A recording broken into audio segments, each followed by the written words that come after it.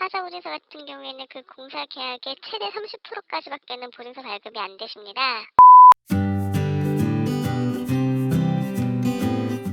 안녕하세요. 가온파의 힐링라이프입니다. 많은 구독자분들이 지금 가온파가 하자 소송이 어떻게 진행되고 있는지에 대해서 좀 궁금해 하실 것 같습니다. 그래서 일단 하자 소송 진행 상황에 대해서 간단하게 말씀을 드릴 텐데요. 이 영상을 이제 처음 보시고 이제 가온파의 힐링 라이프를 알게 되신 분들도 이제 제가 어떤 일을 겪고 있는지 간단하게 알고서 이 영상을 봐주시면 다른 오해가 좀 없으실 것 같아서 미리 제 하자 소송 진행 상황에 대해서 여러분들에게 알려드리고 본격적으로 동영상을 시작하도록 하겠습니다. 저는 2017년도 4월에 여주로 기촌을 하였습니다. 그러니까 분양 매매 계약서를 쓰고서 전원주택 단지를 계약을 해서 저희가 2017년도 4월에 입주를 했거든요. 근데 많은 분들이 이제 제 동영상 하자 관련된 영상을 보시면서 그러니까 제가 그냥 건축주로 개별 건축을 한 걸로 이렇게 오해를 하시는 분들이 계시더라고요.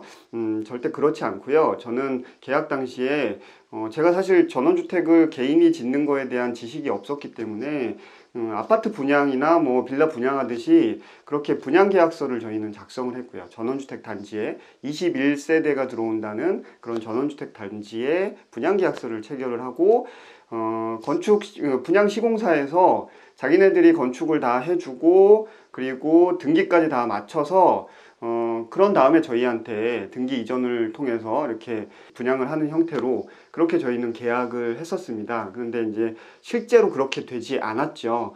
그 뒤에 이제 분양 계약이 제가 이제 건축주가 되는 그런 과정에 대한 부분은 제가 나중에 별도로 영상으로 한번 또 다뤄서 여러분도 혹시 저랑 비슷한 사례가 발생하지 않도록 제가 한번 별도로 안내를 해드리도록 하고요. 어쨌든 그렇게 저희가 분양 계약서를 체결을 하고 2017년 4월에 입주를 했는데 비가 어머니 방에 1층에 있는 어머니 방에 비가 새기 시작한 게 2달도 채 안 돼서 6월부터 이제 비가 새기 시작을 했습니다. 크고 작은 하자들이 계속해서 추가적으로 발생을 하고 결국 이제 소송에서는 한 40여 가지의 하자 내역들이 실제로 소송에서 다뤄지고 그 중에 거의 90% 이상이 법원에서 감정을 통해서 인정을 받았습니다. 저는 실제로 제가 이제 뭐 소송을 하려고 한 게 아니고요. 어떻게든 저희 입장은 건축 시공사가 하자에 대한 부분들은 명확하게 어떻게 하자 보수를 해줄 건지에 대한 것들을 각서를 쓰고 그리고 거기에 대한 또 사과를 진정성 있게 하면 저희는 뭐 소송이나 이런 쪽으로 갈 생각이 전혀 없었습니다. 그런데 저희가 이제 마지막 잔금을 치르는 당시에 하자 내역을 제가 리스트를 쫙 뽑아서 그 당시에는 한 30여 가지 됐었던 것 같아요. 30여 가지를 쫙 뽑아갖고 제가 이제 사무실을 찾아갔더니 거기서 단 한 가지도 하자를 인정 못하겠다라고 완전히 저희를 꼬투리 잡는 그런 건축주로 완전 몰아붙이더라고요. 그래서 저희가 이 상황이면은 저희도 가만히 있을 수 없다. 이 상황에서 저희가 타협점을 못 찾겠다라고 하고 일단은 오늘은 서로 첫 대면이니까 다음에 한번 더 조율을 하자. 뭐 이런 상황으로 이야기를 하고 그냥 굉장히 불쾌한 상황을 일단은 더 크게 서로 언쟁이 될까봐 일단은 벗어났습니다. 그런데 그러고 나서 이제 서로 카톡으로 왔다 갔다 좀 서로 조율할 수 있는 방향들을 서로 합의를 보는 과정에 갑자기 가압류 딱지가 날라오고 그리고 소장이 건축 시공사로부터 날라온 거예요. 그래서 너무 어이가 없어서 저희도 이제 맞소송을 하는 상황으로 벌어졌고요. 그게 2017년도 11월입니다. 2017년도 11월에 이제 첫 소장을 저희가 받아들고 그때부터 지금까지 아직 소송이 마무리가 되지 않고 있습니다. 1심은 2018년도 11월 말에 1심 판결이 났고요. 1심 판결에서는 저희가 거의 대부분, 그러니까 저희가 이제 하자라고 주장했던 내용들을 감정인을 통해서 거의 대부분 90% 이상을 인정을 받아서 저희가 뭐 거의 승소한 그런 게임으로 저희가 마무리를 했습니다. 그래서 저희는 빨리 하자 보수를 하고 겨울을 날려고 생각을 했었는데 바로 12월 초에 시공업체가 항소를 하는 바람에 저희가 지금까지 소송을 계속 진행을 할 수밖에 없는 상황입니다. 그런데 참 안타깝게도 대한민국이 저희가 아직도 이제 누수 때문에 계속해서 힘들어하고 이런 걸 이제 구독자분들도 많이 아실 텐데, 지금도 비가 많이 오면 어머니 방에 비가 새거든요. 그리고 저희 주방 천장이 지금 뜯겨져 있는 상태고, 그럼에도 불구하고 작년 18년도 12월에 항소를 건축업체에서 했는데, 그 첫 번째 기일이, 재판기 항소심 기일이 언제 잡혔는지 아세요? 아직도 열리지 않았습니다. 5월 말에 5월 20 며칠 날 지금 잡혀 있는 상태입니다. 그래서 사실 이 민사 하자 소송이라는 게 굉장히 힘들고 고된 싸움이다라는 걸 여러분들이 일단은 먼저 인지를 하고 가셨으면 하는 생각이 있습니다. 그래서 제가 무조건 뭐 소송을 해라 뭐 이런 말씀을 드리는 게 절대 아니니까, 여러분들 웬만하면은 그 소송까지 가지 않는 단계에서 미리 예방도 하고 타협을 볼 수 있는 그런 상황으로 여러분들은 저처럼 힘든 상황이 안 되시기를 바라는 마음에 제가 영상을 찍고 있는 거기도 합니다. 자, 어쨌든 제가 이제 소송의 진행 사항은 이 정도 상황이고요.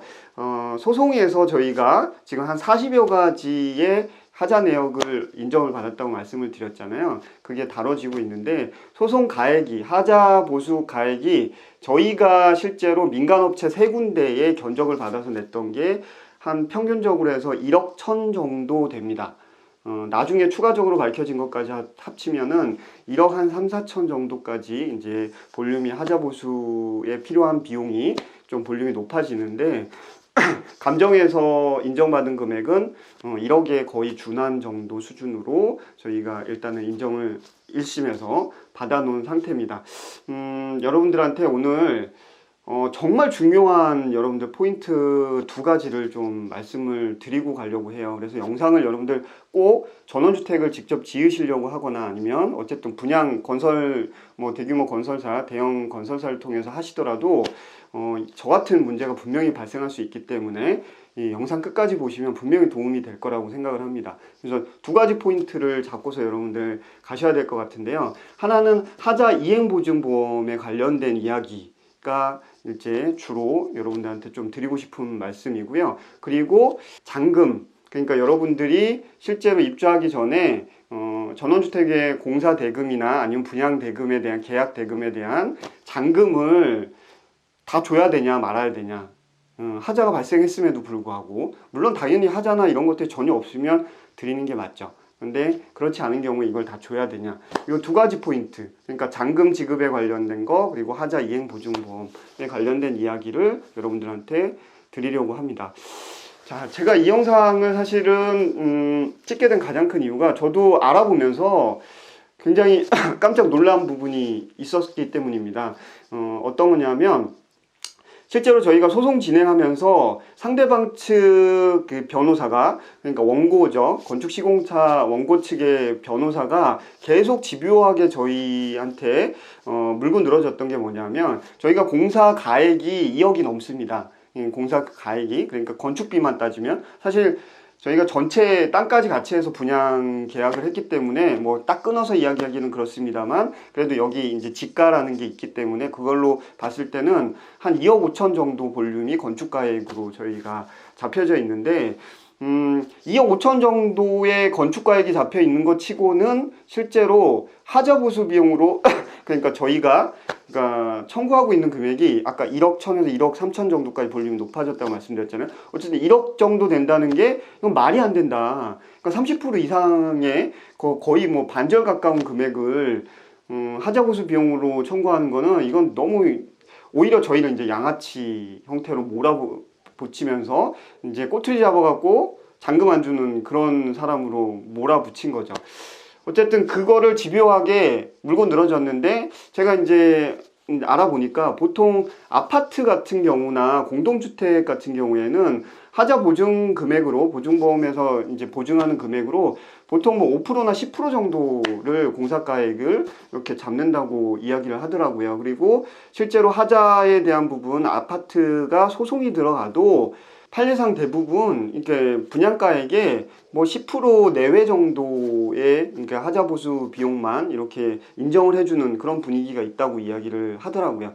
그러면 이제 저희는 단독주택인데 그런 공동주택이랑 비교를 했을 때 굉장히 저희는 과도한 금액을 청구하는 그런 쪽에 터무니없는 이제 과도한 금액을 청구하는 쪽으로 몰리게 된 거죠. 그렇게 몰아붙인 거죠. 그래서 사실 저도 제가 그런 건가? 그리고 사실 그런 거라면은 정말 이게 법이 잘못됐고 그동안의 판례가 정말 잘못된 거 아닌가라는 생각을 하게 됐어요.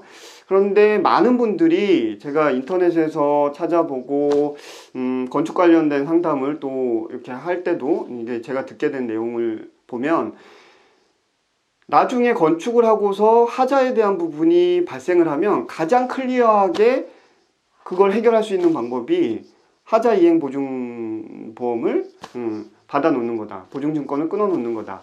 라고 이야기를 많이들 하더라고요. 그래서 제가 이제 소송에 대한 동영상 올리고 카페나 이런 쪽에 자문을 구할 때도 많은 분들이 하자 이행 보증증권 안 끊으셨어요? 건축업체 쪽에서 그거 안 해주셨나요? 뭐 이런 이야기를 많이들 하시더라고요. 그럼 과연 많은 분들이 그 하자 이행 보증증권이면은 저 같은 이런 하자들을 해결할 수 있을 거라고 생각을 하시고 계신다는 거 아니에요. 그러니까 변호사도 사실 그걸 제일 먼저 물어봤고 건축업계에 계시는 분들 많은 분들 그리고 일반인들까지도 그거 보증보험으로 해결될 수 있는 거 아니야? 라고 알고 계시길래 그러면 그걸로 정말 해결될 수 있는 거면 저도 지금이라도 그냥 건축사에서 그거 끊어주는 걸로 사후로도 끊어줄 수 있다는 얘기를 제가 언뜻 들어서 그러니까 그거를 끊어줬으면 이거 실제로 소송까지 오지 않았지 않냐.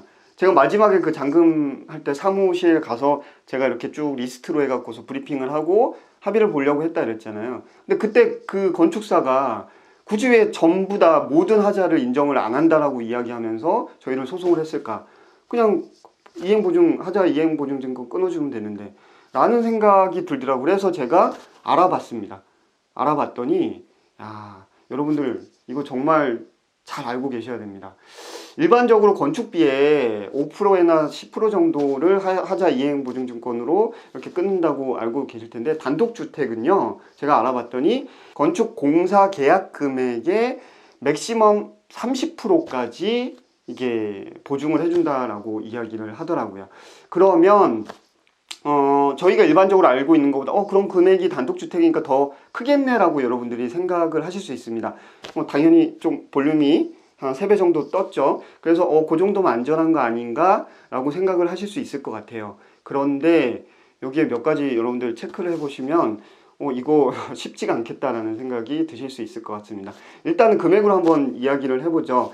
1억으로 여러분들이 정말 작은 협소주택 하나를 지었다고 가정을 해볼게요. 그러면 1억짜리 집을 지으면 여러분들이 하자 이행 보증증권으로 어느 정도 보장받을 수 있는 금액이 3천만 원까지 가능하다라는 이야기가 됩니다. 그럼 3천만 원이면은 뭐 1억짜리 집이 하자가 나봤자 뭐 1, 2천 이상 들겠어 라고 생각을 하실 수 있는데 실제로 단독주택은요.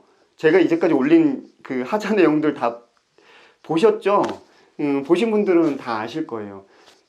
가장 최근에 올려드렸던 기초부실 쐐기박기나 아니면은 동결심도 문제. 그래서 기초가 1m가 안 되고 40 정도만 파갖고 실제로 집이 살짝 기울어지고 외벽이 다 크랙이 가고 바닥이 단차가 생기고 이것만 해도요. 이런 일이 만약에 여러분들 그 주택에 1억짜리 주택에 생긴다고 하면요. 이것만 바로 잡는데도 3천만 원이 아마 넘게 들걸요.